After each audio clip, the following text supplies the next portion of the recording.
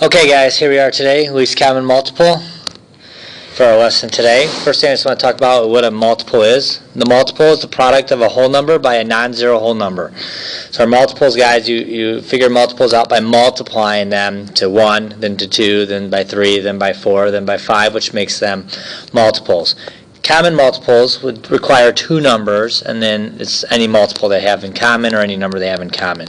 Today we're going to be focusing on least common multiple, which is the first multiple that they have in common with each other. So that's the multiple that we are working with.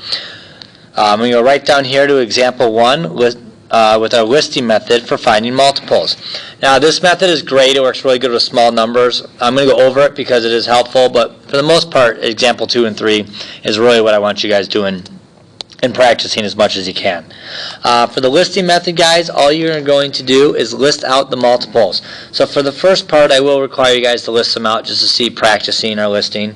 So let me go to my pen here.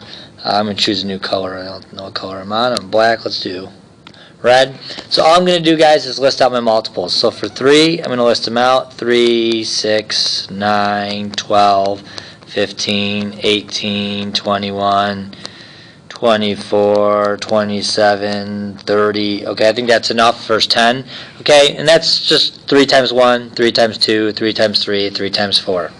Then I'm going to list out some multiples for 4, 4, 8, 12, 16, 20, 24, 28, 32, 36, and 40. Okay, first 10 for that one. And these lists go on forever, guys. They never end. Okay, they never end. Now, I look to see what kind of common multiples they have. When I look through my list, I can see they have a 12 in common, and they have a 24 in common. The next number they'd have in common is not on both lists. Okay, that's what they have in common. But I am concerned on the least common multiple, so the first number they have in common. So the first number they have in common is 12. So my least common multiple for 3 and 4 is 12. That's the first time that they occur. Okay.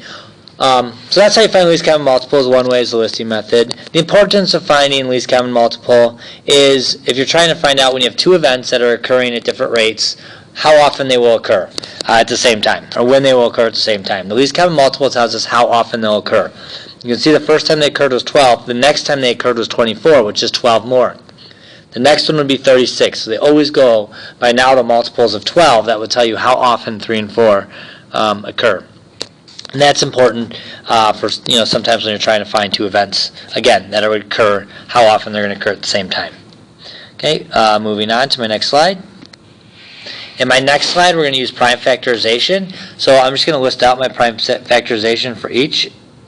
Okay, 3 times 3, and then for 12, that is 2 times 2 times 3.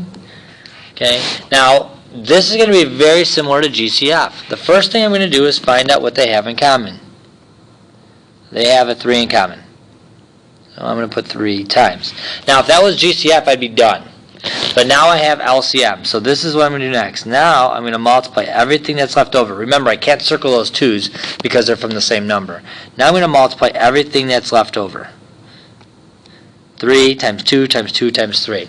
Take out my calculator, do this in my head. 3 times 2 is 6. 6 times 2 is 12. 12 times 3 is 36. So the LCM is 36. So my LCM of 9 and 12 is 36. Okay? So the first thing I want to do is find out what they have in common. Alright? Then I also multiply everything that's left over. So the nice thing about prime factorization is it really helps out with GCF and LCM. What I have circled is my GCF, 3. And then when I multiply everything that's left over, that gives me my LCM. So that really helps. Okay? If I have 3 numbers and I want to do prime factorization, no big deal. I use 3 small numbers here. So we got 3 for 3. 6 is 2 times 3. And 9 is 3 times 3.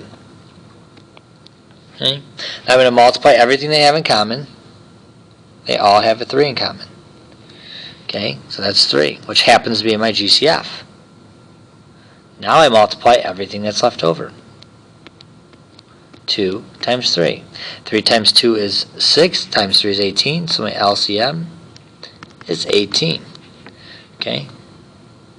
Now, one thing I want to talk about, let's say that my prime factorizations came out to this.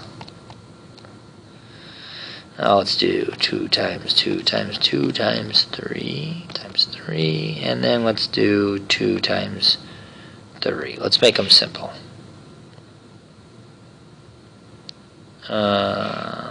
Yeah, that's good. No, yes, that's a good one. Okay, let's say my prime factorizations came out to this. So this would be, let's see, what, 12, and then 8 times 3 is 24, and then 24 times 3 is 72, and then 6. Okay, let's say I want to find my GCF of these, or my LCM of these. Okay, here's what I would do for these. First, I find everything that they have all in common. Okay, and that is 2 and 3. That's everything they have in common.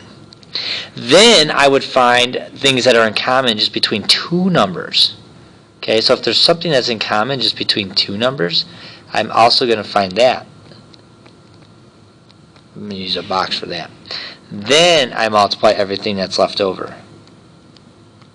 Okay, so if you have three numbers, you do go all three, then 2, and then what's left over. If I had 4 numbers, I would do all 4, then 3, then 2, then 1, and I'd move down the list. Could get time consuming with 4 numbers, but that's how you would do it. Then I multiply that, and I would get 72. My LCM is one of my original numbers. That's okay, guys, because 12 goes into 72 and 6 goes into 72. So LCM can be, the lowest it can be is the highest number. That's as low as it can be. Okay?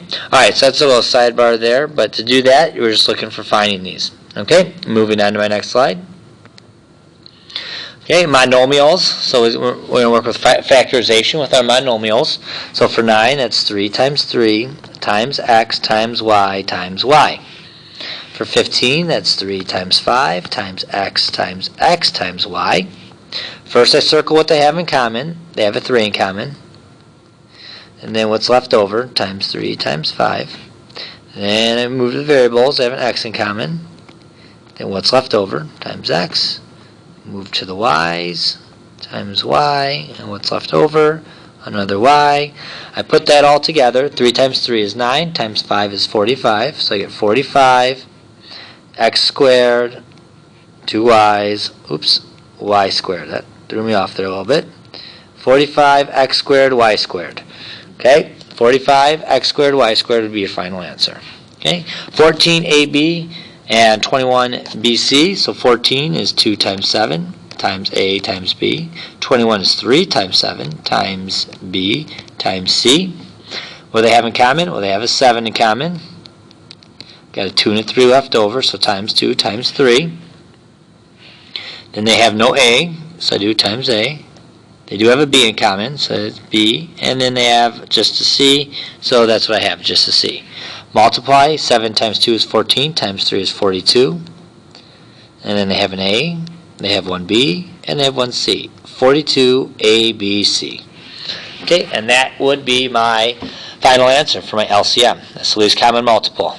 Okay, alright, that's it for this video. Have a great night, and I will see you guys tomorrow.